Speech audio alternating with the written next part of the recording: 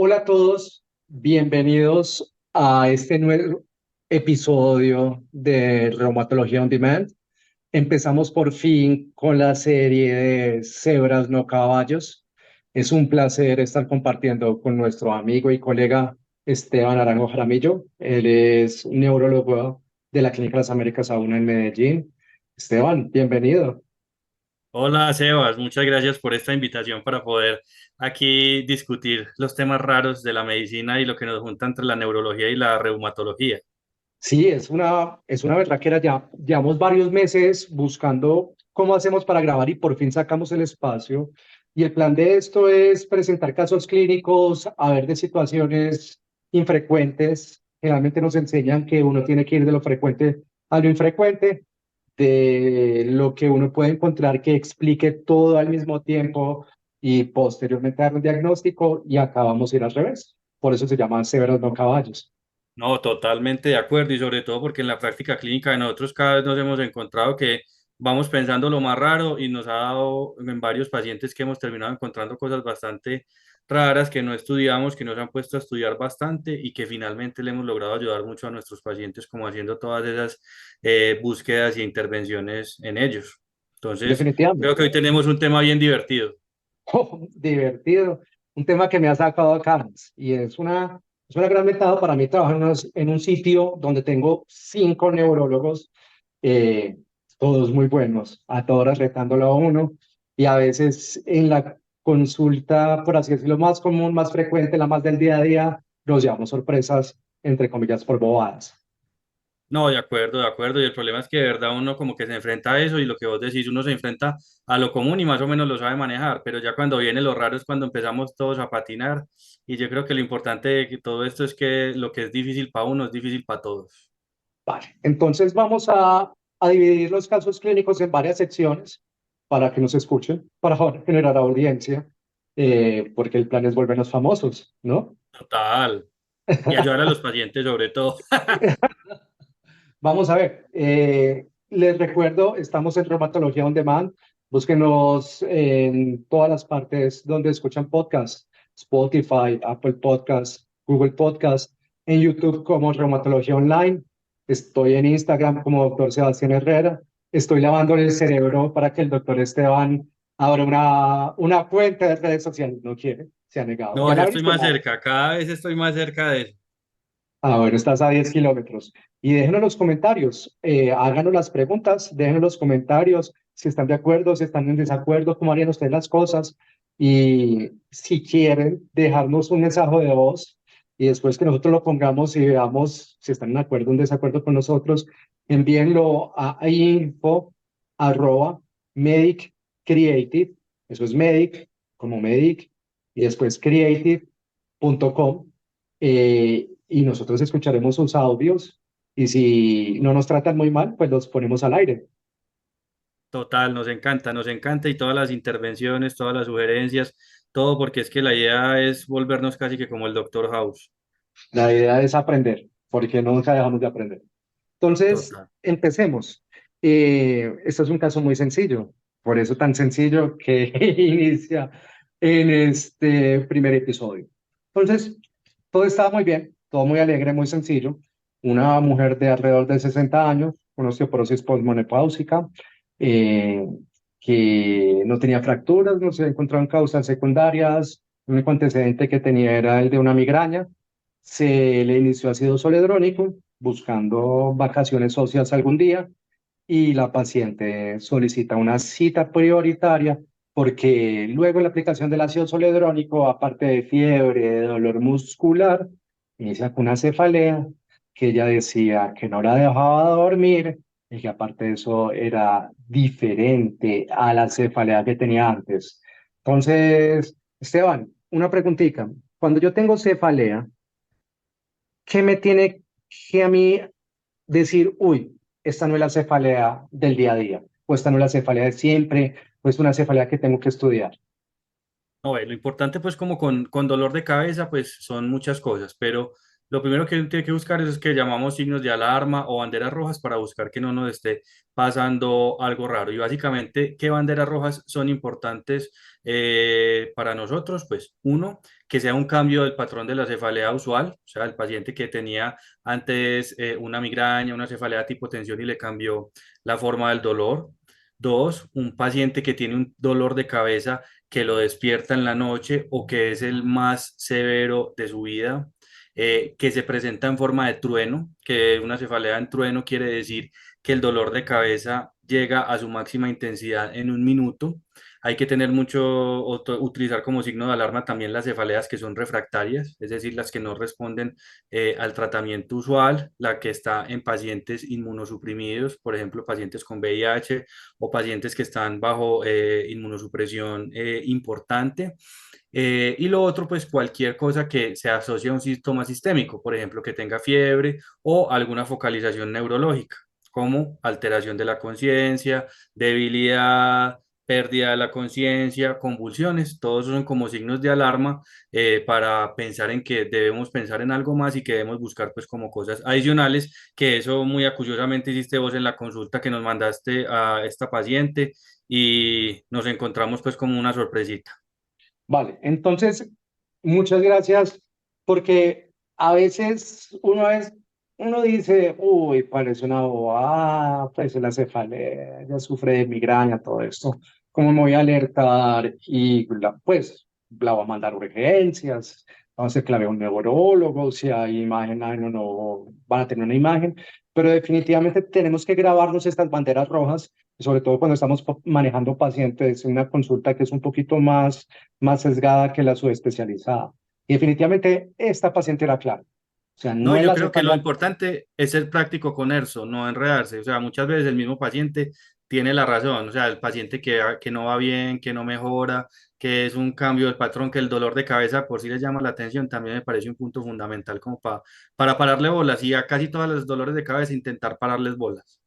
Y eso mismo decía ella. Ella misma, ella fue enfática. Mira, me cambió el patrón. No es la migraña de siempre, no es lo que yo estoy acostumbrada. Yo tengo migraña de hace rato y no es una crisis de migraña. Y lo que a mí más me estresó es que ella decía, no me deja dormir.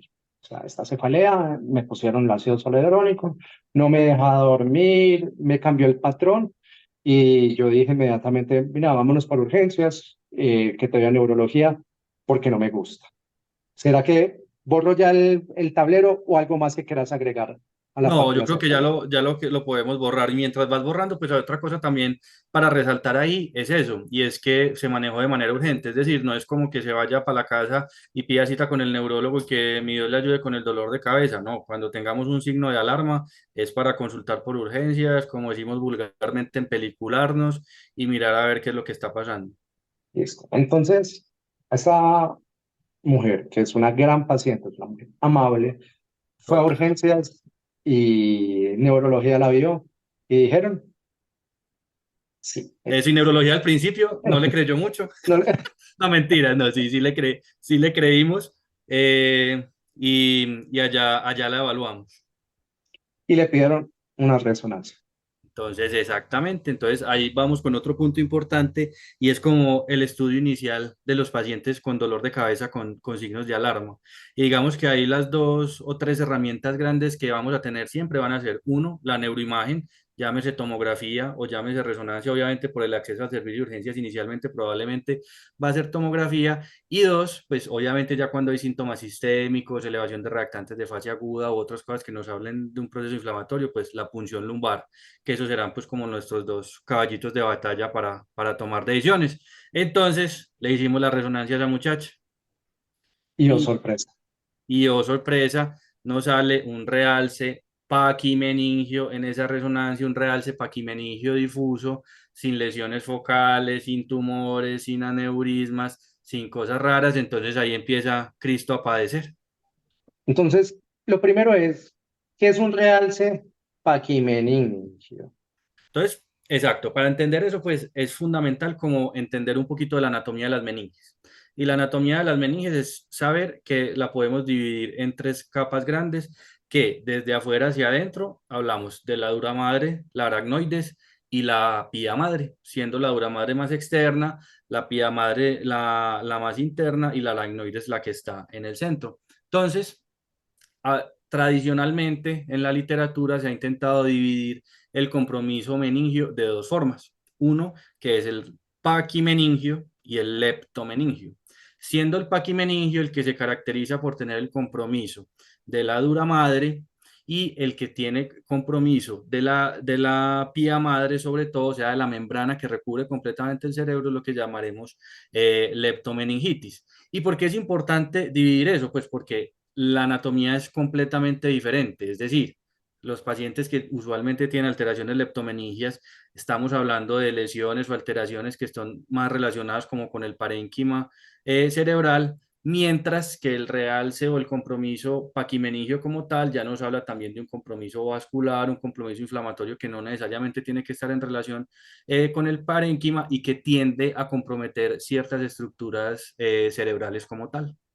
O sea que es importante hacer esa definición de realce paquimeningio y realce leptomeningio. Total. Vale. Y acá, ya terminando este primer capítulo y dejando los abrebocas para los próximos, ¿cómo, cómo enfoco yo o qué, cuando a mí me dice una paquimeningitis, qué estudios hay que solicitar? ¿O cómo es lo primero que yo enfoco es? Bueno, siempre que uno tiene un paciente con una inflamación de las meninges, sea la etiología que sea y llámese paquimeningitis o leptomeningitis, el punto inicial o el primer paso siempre va a ser la punción lumbar, ¿sí? Porque la punción lumbar, ¿qué vamos a buscar en ella? Pues uno, lo primero que nosotros logramos hacer cuando hacemos la punción es la manometría, entonces conocer cuánto está la presión de apertura.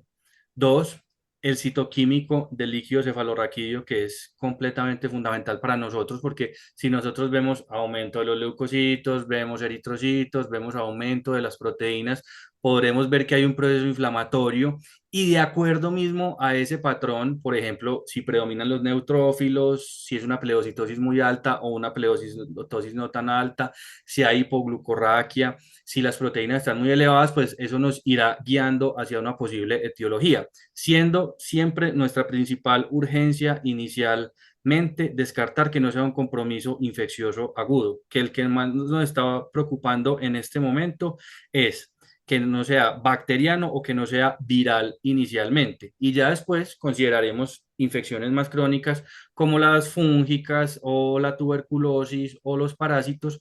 Y ya de última, pero sin dejar de ser menos importante, y por eso a propósito del nombre, que A ya son como propósito de un las caso. exactamente, ya las más raras, que ahí es donde entran las gliomas primarios del sistema nervioso central, o sea, las lesiones tumorales del sistema nervioso central, la diseminación leptomeningia, los pacientes que pueden tener pequeños sangrados subdurales que pueden generar estas cosas, y los pacientes que tienen compromiso inflamatorio de origen autoinmune, que vamos a ver que hay muchas causas de origen autoinmune de realce paquimeningio o leptomeningio inclusive que nos pueden generar como tal estas alteraciones. Perfecto. Esteban, ha sido un placer tenerte el día de hoy y vamos a seguir hablando de este caso en las próximas semanas. Muchísimas gracias por acompañarnos. Hombre, muchas gracias, hermano, muchas gracias. Y la idea es seguir hablando, que estos temas son bastante interesantes.